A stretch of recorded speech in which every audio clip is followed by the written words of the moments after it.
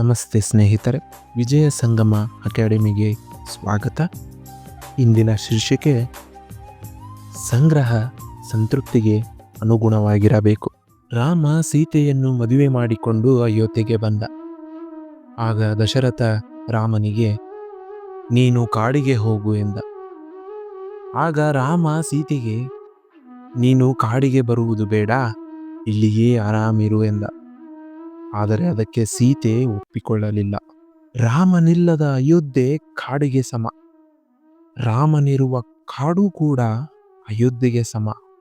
ಅದಕ್ಕೆ ನಾನು ನಿನ್ನ ಜೊತೆ ಬರ್ತೀನಿ ಎಂದಳು. ಗಂಡ ಕಷ್ಟದಲ್ಲಿ ಇರುವಾಗ ಅವನ ಜೊತೆಗೆ ಇರಬೇಕು ಎನ್ನುವುದು ಕೇವಲ ಬಯಕೆಯಲ್ಲ, ಅದು ವಿವೇಕ. ಮುಂದೆ ಕಾಡಿನಲ್ಲಿ ಒಂದು ಬಂಗಾರದ ಜಿಂಕೆ ಕಂಡಾಗ ಅದು ಬೇಕು ಎಂದು ಸೀತೆ ಹಠ ಹಿಡಿದಳು. ಅಯೋಧ್ಯೆಯಲ್ಲಿಯೇ ಇದ್ದಿದ್ದರೆ ಆಕೆಗೆ ಬಂಗಾರದ ಜಿಂಕೆಯನ್ನೇ ಕೊಡಬಹುದಿತ್ತು. ಆದರೆ ಸೀತೆ ಕಾಡಿನಲ್ಲಿ ಬಂಗಾರದ ಬಣ್ಣದ ಜಿಂಕೆಯನ್ನು ಬಯಸಿದ್ದಳು. ಇದರಿಂದ ಆಕೆ ಕಷ್ಟಕ್ಕೆ ಸಿಲುಕಿದಳು. ಅಯೋಧ್ಯೆಯಲ್ಲಿ ಇರುವಾಗ ಬೇಕು ಎನ್ನುವುದು ಸತ್ತಿತ್ತು, ವಿವೇಕ ಎಚ್ಚರವಾಗಿತ್ತು. ಕಾಡಿನಲ್ಲಿ ವಿವೇಕ ಸತ್ತಿತ್ತು, ಬೇಕು ಎನ್ನುವುದು ಎಚ್ಚರವಾಗಿತ್ತು. ಯಾವಾಗ ವಿವೇಕ ಎನ್ನುವುದು ಮರೆಯಾಗಿ ಬೇಕು ಎನ್ನುವುದು ಜಾಗೃತವಾಗುತ್ತದಲ್ಲ, ಆಗ ನಾವು ಕಷ್ಟಕ್ಕೆ ಸಿಲುಕುತ್ತೇವೆ. ಬೇಕು ಎನ್ನುವುದು ವಿವೇಕಯುಕ್ತವಾಗಿರಬೇಕು ಎನ್ನುವುದು ಬಹಳ ಮುಖ್ಯ. ಇದನ್ನು ಮನುಷ್ಯ ತಿಳಿದುಕೊಳ್ಳಬೇಕು. ರತನ್ ಟಾಟಾ ಬಹುದೊಡ್ಡ ಶ್ರೀಮಂತರು. ಅವರು ತಮ್ಮ ಆಸ್ತಿಯನ್ನು ವಿಲ್ ಮಾಡಿಟ್ಟಿದ್ದರು. ಅವರ ಮನೆಯ ನಾಯಿಗೂ ಆಸ್ತಿ ಇಟ್ಟಿದ್ದಾರೆ. ಒಂದು ಸಲ ಕ್ರಿಕೆಟ್ ಮಾಂತ್ರಿಕ ಸಚಿನ್ ತೆಂಡೂಲ್ಕರ್ ಅವರು ರತನ್ ಟಾಟಾ ಅವರನ್ನು ಭೇಟಿಯಾಗಿದ್ದಾಗ, ಟಾಟಾ ಅವರೇ, ನೀವು ಇಷ್ಟೊಂದು ಆಸ್ತಿ ಮಾಡಿದ್ದೀರಲ್ಲ, ಅದು ಮುಂದೆ ಏನಾಗುತ್ತದೆ ಎಂದು ಕೇಳಿದರಂತೆ.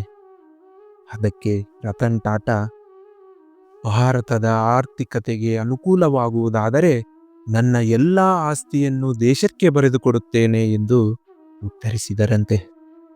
ಇದು ಟಾಟಾ ಹೇಳಿದ ಪಾಠ. ಟಾಟಾ ನಮಗೆ ಕಲಿಸಿದ ಪಾಠ ಏನು ಅಂದರೆ, ನಾವು ಗಳಿಸಿದ ಸಂಪತ್ತನ್ನು ಸಮಾಜಕ್ಕೂ ಬಳಸಬೇಕು ಅನ್ನೋದು. ಸಂಗ್ರಹ ಮಾಡೋದಲ್ಲ, ಇದ್ದಿದ್ದರಲ್ಲಿ ಸಂತೋಷದಿಂದ ಬದುಕೋದನ್ನ ಕಲಿಬೇಕು ಮನುಷ್ಯ. ದೇವರು ನಮಗೆ ಏನು ಕೊಟ್ಟಿದ್ದಾನೋ ಅದರಲ್ಲಿ ಸಂತೋಷ ಪಡೋದನ್ನ ಕಲಿಬೇಕು. ಸಂಗ್ರಹ ಮಾಡಿ ಬದುಕೋದಲ್ಲ, ಸಂತೋಷದಿಂದ ಬದುಕಬೇಕು. ಎಷ್ಟು ಗಳಿಸಿದರೂ ಅದರಲ್ಲಿ ಉಳಿಯುವುದು ಎಷ್ಟು ಎಂದು ಆಲೋಚಿಸಬೇಕು. ಜೀವ ಹೋದ ಮೇಲೆ ದೇಹ ಮಣ್ಣಿನ ಪಾಲಾಗುತ್ತದೆ. ತುತ್ತು ಕಾಗೆ ಪಾಲು, ಅಸ್ಥಿ ಗಂಗೆಯ ಪಾಲು, ಜೀವ ಪರಲೋಕದ ಪಾಲು. ನಾವು ಗಳಿಸಿದ ಆಸ್ತಿ ಮುಂದೆ ಕುಳಿತು ಅಳುವವರ ಪಾಲು.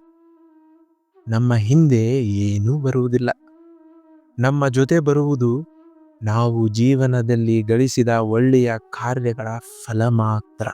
ನಾವು ಗಳಿಸಿದ ಆಸ್ತಿಗೆ ಮಕ್ಕಳು ಪಾಲು ಕೇಳುತ್ತಾರೆಯೇ ವಿನಃ ನಮ್ಮ ಪಾಪ ಪುಣ್ಯಕ್ಕೆ ಯಾರೂ ಪಾಲು ಕೇಳುವುದಿಲ್ಲ. ಅದಕ್ಕೆ ನಮಗೆ ಗೊತ್ತಿರಬೇಕು, ನಾವು ಏನು ಗಳಿಸುತ್ತೇವೆ, ಸಂಗ್ರಹಿಸುತ್ತಿದ್ದೇವೆ, ಅದು ಯಾವುದೂ ಅನ್ಯಾಯದಿಂದ ಬಂದಿದ್ದು ಆಗಿರಬಾರದು. ಸಂಗ್ರಹ ಬೇಡ, ಸಂತೃಪ್ತಿ ಬೇಕು. ಸಂಗ್ರಹ ಸಂತೃಪ್ತಿಗೆ ಅನುಗುಣವಾಗಿರಬೇಕು. ಧನ್ಯವಾದಗಳು.